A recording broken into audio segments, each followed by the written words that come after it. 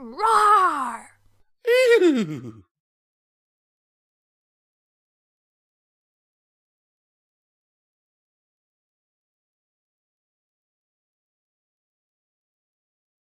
Oxygen Factory by Liquid Truth.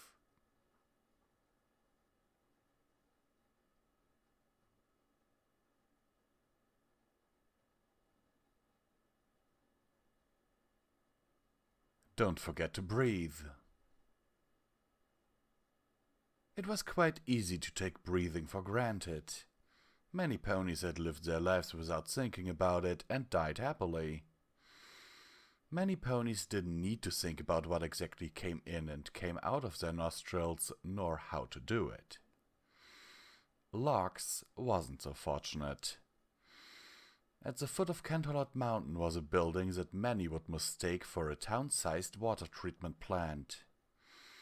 Indeed, the only visible features it had were the train station passing right in front of it, 2 rows of giant pipes that stretched all the way from horizon to horizon, and a landing pad that matched the size of Canterlot's airport, but with only cargo zeppelins for traffic.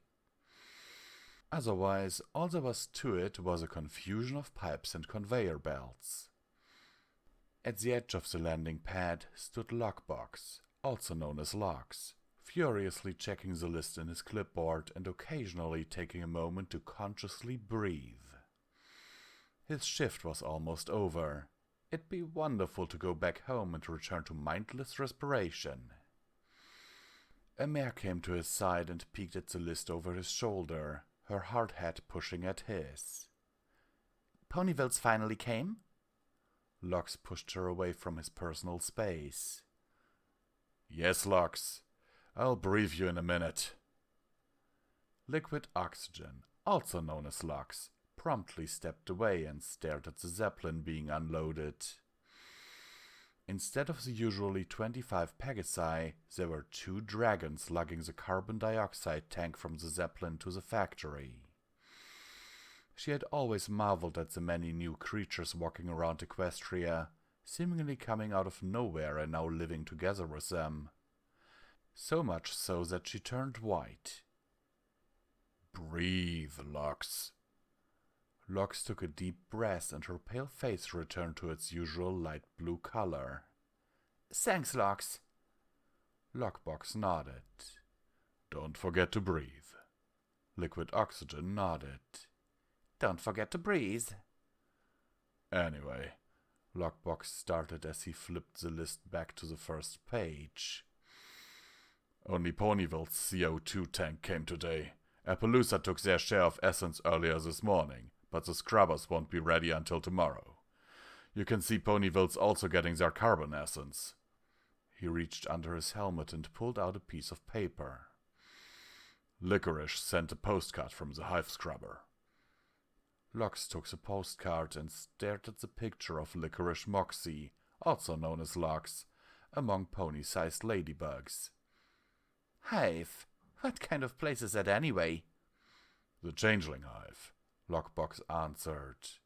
Remember the Changelings? That was when the entire midweek shift checked in full of goop, right? That was the invasion. We've been friends for a while now, and we're installing a new scrubber next to their hive. And a new vent, I presume? And electrolyzers? Lockbox shook his head. It's only a small one. We're going to put 2 spare electrolyzers to work. Lox sighed. And install 5 new ones. And then 25 new pipelines. And then 100 new problems. Lockbox chuckled and playfully nudged her shoulder. At least those are the engineers' problems for now. It feels like just yesterday we placed our electrolyzers with the living lightning ones. She looked up again at the dragons, one loading the zeppelin with an empty tank while the other with barrels of carbon essence labeled Sweet Apple Acres. Now we have living fire hazards casually walking around. At least they're handling what's basically giant fire extinguisher tanks. I still don't like it, she mumbled, then took Lockbox's clipboard and put it under hers. Anything else I need to know? Lockbox turned away and trotted towards the train station. Don't forget to breathe. Lox took a deep breath and tipped her hard hat. Don't forget to breathe. A motto of a factory known by so little. Lox occasionally wondered what her life would be if she only worked at the weather factory. She'd probably be famous among her friends and gave a lot of tours for field trips. Or maybe she'd fall into a vat of liquid rainbow and turn into an evil villain. Alas, she worked at the oxygen factory, where nothing interesting happened, because interesting things shouldn't happen. Not when the night lasts forever, not when it's raining chocolate, not when an electrolyzer blew up and zapped a pony until she lost the ability to unconsciously breathe, not when Equestria was taken over. Oxygen didn't grow on trees after all. After 5 minutes of walking, giant water pipes greeted her at the entrance to the facility, connected to the ultra-purifiers, lined in rows that made them look like a residential area. 2 of the 2-story tall giants were not whirling and making noises as usual. She had noticed it when trotting out from the factory, but only now, after checking Lockbox's notes, did she find out they were under their weekly maintenance and hadn't, in fact, broken down. At the foot of the closest idle ultra-purifier was an old stallion overseeing a bunch of other ponies seemingly disassembling and reassembling the station. He turned around just before Lox called and waved a hoof. Lox returned it with a smile. How's it going, Cog? Cog gestured at the other engineers. As you can see, perfectly. Other than the dead fish in one of the filters, nothing's out of place. Lox flipped a few pages in her clipboard and readied a pen in her mouth. With her teeth clenching the pen tightly, she said, When will it be finished? Cleaning should be finished by evening. We'll take a couple more. You forgot to breathe again. Lox took a deep breath, then let it out. Thanks. Cog shook his head. Anyway, I expect about 12 hours after that, she spins back up. Lox scribbled through the note and nodded. Anything else? Don't be surprised. Lox whipped her head up and raised an eyebrow. What? Cog winked. You know when it happens. Don't forget to breathe. Lox shook her head, smiling. Don't forget to breathe. Over the ultra-purifiers were steel-plated tanks, each with 2 pipings coming out from the top and a circular window that periodically sparked blue otherworldly lights. A unicorn and a Pegasus stood by each window, either watching intently or chatting amicably. One pair was having a heated argument, and Lox trotted over. Closer to the pair, Lox could hear the Pegasus saying, Not how you pronounce it. The unicorn huffed. Not you, perhaps, but every pony else does. Everyone, even. All right, what's happening here?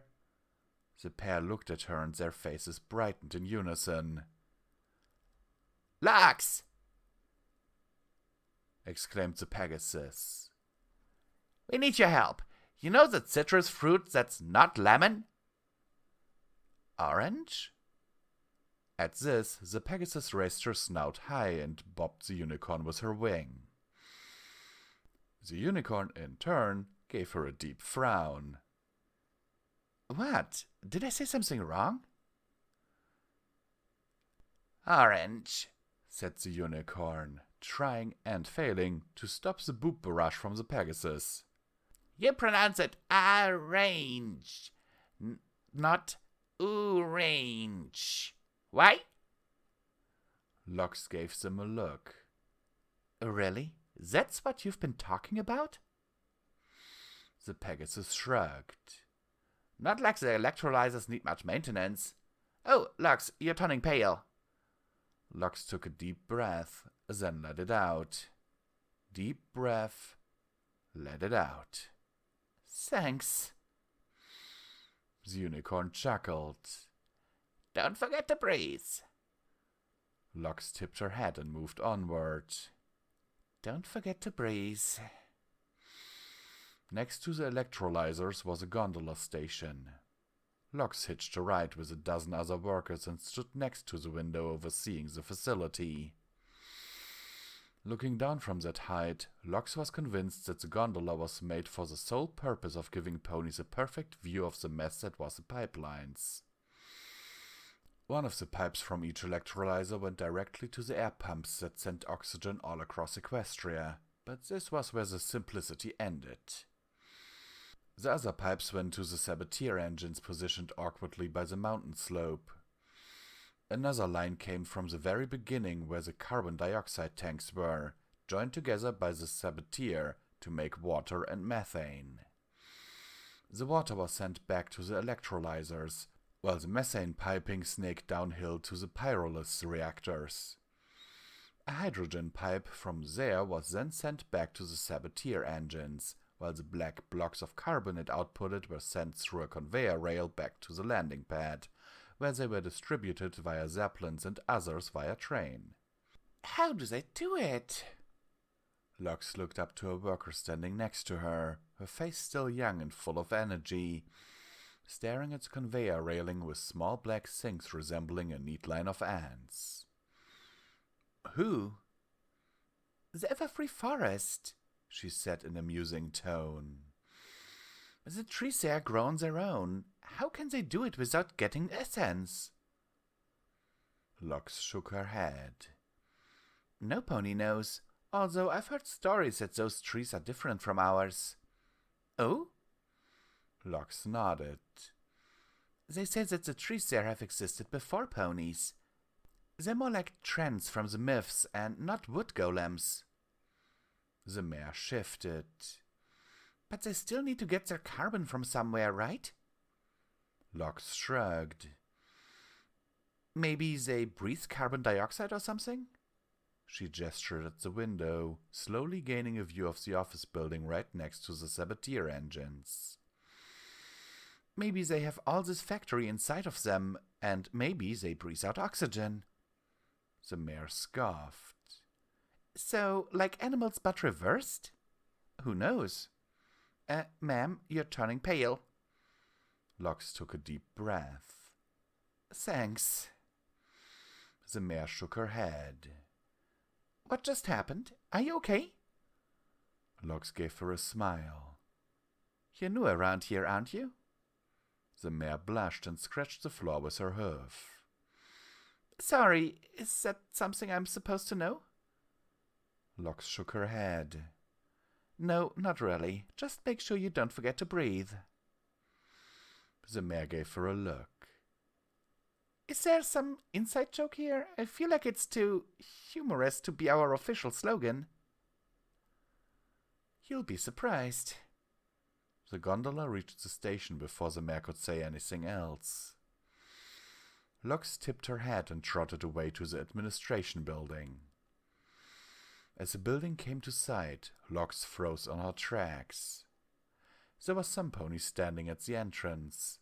Some pony white. Some pony tall. Really tall. And getting taller. Wait, no. She was getting closer. Breathe, my little pony. Lux took a deep breath and shook her head. Your Highness? Celestia chuckled. You don't have to call me that anymore, Lux. Lux bowed. Of course, Princess. Celestia covered her grin with a wing. I'm not a princess anymore, Lux. Lux shot her head up. What? I mean, It's all right, Lux. Celestia gestured to the office building. We should talk inside. With her mind going numb, she noticed nothing but the arrival at her desk. Here, the constant thumping and humming from the factory was still audible, but more an ambience rather than a constant barrage. A few papers were in the input bin, a lot less than usual. She sat behind her desk and watched dumbly as Celestia towered in front of her from the other end. "Tea?" Locks took the cup of tea appearing out of nowhere. Celestia frowned. "Breeze, Locks." Locks breathed. Thanks." "I don't think we've ever talked again after your accident." Celestia started. "I would have if I hadn't been so busy." It's all right, Your Highness." Celestia took a sip from her own cup, also appearing out of nowhere. "I have retired from princesshood. Didn't you attend Princess Twilight's coronation?" Locks shook her head. "When was the last time you went out of the factory?" Locks tapped her hoofs together. "When was the accident again?" Locks was sure Celestia choked on her tea, but that was impossible. Princesses don't get surprised. Not by some ponies such as her.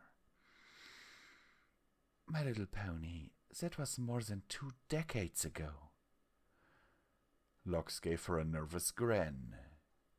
"I guess I'm too scared I'll forget to breathe?" Celestia gave her a concerned look. "Is it getting worse?" Locks shook her head. "It's not getting worse, but it's not getting better either." She gestured vaguely around her. "I have friends here reminding me when I forget, though." "Friends are always a good thing to have around."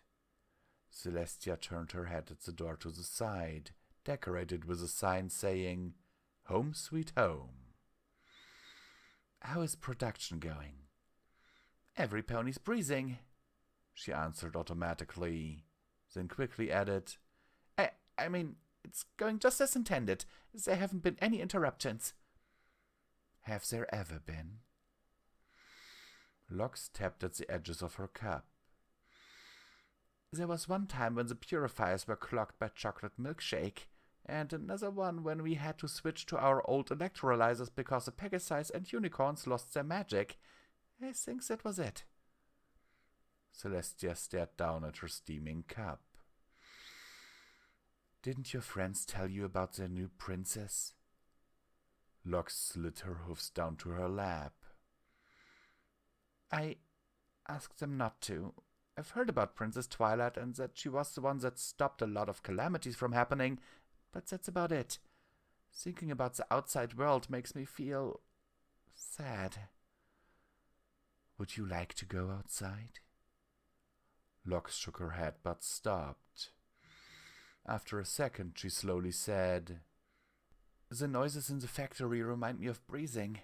They wake me up when I sleep, so I don't need to rely too much on the ventilator. I can't hear them outside. I'm afraid I'll suffocate." Celestia raised an inviting hoof. "I'll remind you if you ever forget to breathe." Locks stared at her. "Are you—" "The last few years, my sister has told me a lot about ponies being in isolation. I don't want that happening to anyone ever again." "But what about—" "Locks will take over your shift." Locks couldn't help but chuckle. "Which one?" Celestia winked. "Lumberfox. Is he all right with it?" Celestia gestured at the input bin and the little pile of papers. "He's more than happy to." Locks rubbed her shoulders. "Well," she smiled, "I'd like that." She looked up at Celestia. "I don't know what to say, Celestia." "Don't forget to breathe." Locks took a deep breath, then laughed. "Yeah, don't forget to breathe." And so Locks and Celestia trotted away from the factory, for the first time since she first forgot to breathe.